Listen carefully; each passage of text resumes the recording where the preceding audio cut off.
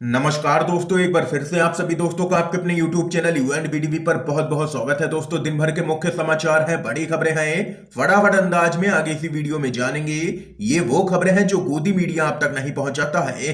तो वहीं दोस्तों, खबरों की तरफ बढ़ने से पहले आप लोगों से एक छोटा सा निवेदन है कि अगर आप लोग भी यूपी के आगामी विधानसभा चुनाव में बीजेपी की करारी हार होते हुए देखते हैं और एक सत्ता परिवर्तन की लहर को देखते हैं, तो अब इस वीडियो को लाइक कीजिएगा, चैनल को फ्री में सब्सक्राइब करके बेल के आइकन को जरूर दबाइएगा दोस्तों, और कमेंट बॉक्स में कमेंट करना बिल्कुल भी मत भूलिएगा।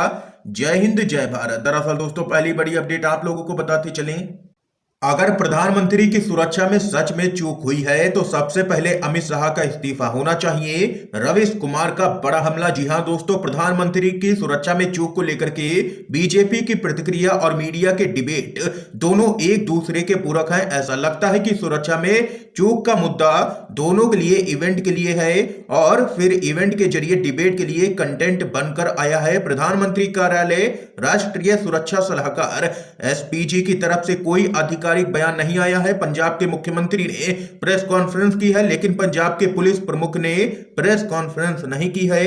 रवीश कुमार ने आगे कहा है कि भारत के प्रधानमंत्री ने कब इतनी लंबी सड़क यात्रा की है याद नहीं है। पंजाब में मौसम खराब था, इसका पता दिल्ली से भटिंडा उड़ने से पहले ही हो गया होगा। क्या तभी दौरा यहां पर नहीं टाल देना चाहिए था? और वहीं पीएम मोदी की सुरक्षा पर बोलते हुए यहां पर रवीश कुमार ने आगे कहा है कि पीएम मोदी की सुरक्षा की जिम्मेदारी पूरी तरह से एसपीजी के अधीन होती है। प्रधानमंत्री कहां जाएंगे और उनके बगल में कौन बैठेगा, यह सब कुछ एसपीजी ही तय करती है। और वहीं इसके साथ ही रवीश कुमार ने आगे कहा है कि सवाल एक और उठ रहा है कि खुफिया एजेंसियों ने आखिर क्या जानकारी दी थी। अगर उन्होंने भी गलत जानकारी दी तब खुफिया एजेंसियों को यहां पर बर्खास्त कर देना चाहिए। और इसके साथ ही रवीश कुमार का आगे कहना है कि किसानों ने पहले ही विरोध प्रदर्शन का ऐलान कर दिया था 2 जनवरी को ही, लेकिन फिर भी पीएम मोदी के कार्यक्रम को यहां पर रखा गया। क्या इसकी जिम्मेदारी केंद्र सरकार की नहीं बनती है? और इस मामले में अगर पीएम मोदी की सुरक्षा में कोई भी चूक हुई है तो सबसे पहले केंद्रीय गृह मंत्री अमित शाह को इस्तीफा देना चाहिए, ऐसा कहना है रवीश कुमार का। एक और बड़ी खबर बताते चलें, तेजस्वी यादव के ऑफर से जेडीयू हुई है खुश। आरजेडी के नेता बोले एक सप्ताह के बाद बिहार में आएगा बड़ा सियासी भूचाल। आप लोगों को बताते चलें, जातिगत जनगणना के मुद्दे पर बिहार में एक बार फिर से सियासत गर्मा गई है। मुख्य विपक्षी दल राष्ट्रीय जनता दल के प्रदेश अध्यक्ष जगदानंद सिंह ने बिहार विधानसभा में नेता प्रतिपक्ष तेजस्वी यादव का ऐसा संदेश लेकर के मीडिया के सामने आए जिसे सुनकर के सब हैरान रह गए।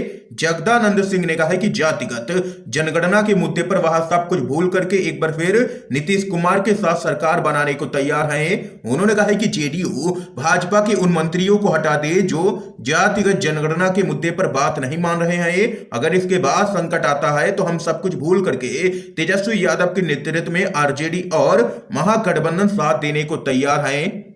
इसके बाद पार्टी के प्रवक्ता मृत्युंजय तिवारी ने पार्टी के संदेश को और भी साफ करते हुए कहा कि खरमास के बाद यानी कि एक सप्ताह के बाद बिहार में बड़ा सियासी भूचाल आएगा। यह पूछे जाने पर कि क्या आरजेडी एक बार फिर से जेडीयू के साथ मिलकर के सरकार बना सकती है, तिवारी ने कहा है कि इसमें कोई भी आश्चर्य की बात नहीं है। तो और इसके साथ ही आरजेडी के ऑफर को यहां पर जेडीयू का भी समर्थन मिलता हुआ नजर आ रहा है। भाजपा की मुश्किलें बढ़ती हुई नजर आ रही है बिहार के अंदर।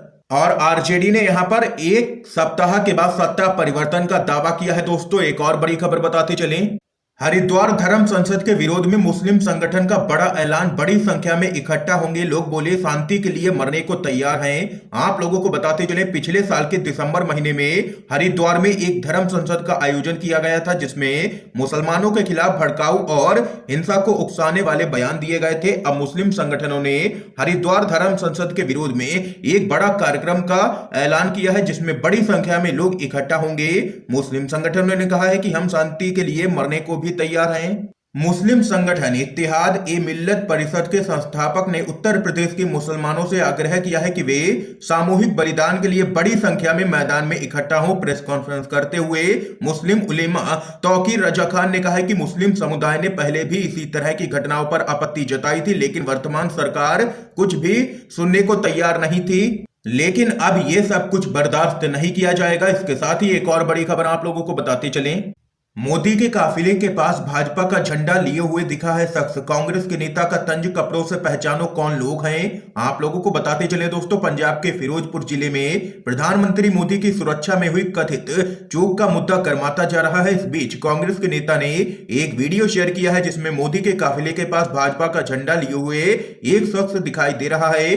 कांग्रेस के नेता ने वीडियो शेयर कर तंज कसते हुए कहा कि कपड़ों से पहचानो कौन लोग हैं ये। यूथ कांग्रेस के अध्यक्ष बीवी श्रीनिवास ने अपने ट्विटर अकाउंट से इस वीडियो को यहां पर शेयर किया है, जिसमें कुछ लोग प्रधानमंत्री मोदी के काफिले के नजदीक जाकर के नरेंद्र मोदी जिंदाबाद और भाजपा जिंदाबाद के नारे लगा रहे हैं। हालांकि लोगों के नजदीक आते ही पीएम मोदी जिस कार में सवार थे वो आगे बढ़ गई। और वहीं इससे पहले संयुक्त किसान मोर्चा ने भी यही आरोप लगाया और कहा कि सुरक्षा में हुई चूक को यहां पर पूरी तरीके से मनगढ़ंत बताया है संयुक्त किसान मोर्चा ने। और इसके साथ ही सोशल मीडिया पर यूजर्स का कहना है कि अब तो बीजेपी के कार्यकर्ताओं से ही पीएम मोदी की सुरक्षा को यहां पर खतरा है। इसके साथ ही एक और अपडेट आप लोगों को बताते चलें। पैंगोंग झील पर चीन के पुल बनाने को राहुल गांधी ने बताया है राष्ट्रीय सुरक्षा में चूक। पूछा, पीएम कब तक चुप रहेंगे। आप लोगों को बताते चले, चीन की ओर से सीमा पर पैंगोंग त्सो झील पर पुल बनाने के मामले पर कांग्रेस के नेता राहुल गांधी ने चिंता जाहिर की है। सैटेलाइट तस्वीरों में चीन के पुल बनाने की बात सामने आने और भारतीय विदेश मंत्रालय के इसे मानने के बाद राहुल गांधी का ये बयान आया है। राहुल गांधी ने इसे राष्ट्रीय सुरक्षा के लिए चुनौती बताते हुए प्रधानमंत्री मोदी की चुप्पी पर सवाल खड़ा किया है। राहुल गांधी ने ट्वीट में लिखा है, हमारी सीमाओं पर जो कुछ भी हो रहा है वह भी राष्ट्रीय सुरक्षा के मामले में एक बड़ी चूक है। क्या पीएम मोदी इस बारे में बात करेंगे? इसके साथ ही एक और बड़ी खबर आप लोगों को बताते चलें।